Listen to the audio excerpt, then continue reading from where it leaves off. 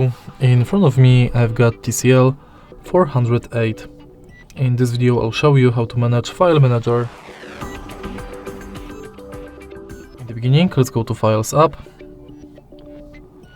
And as you can see, thanks to the Files app, you've got access to your recent files, downloads, images, videos, audio, documents and others, apps, favorites, save folder and internal storage.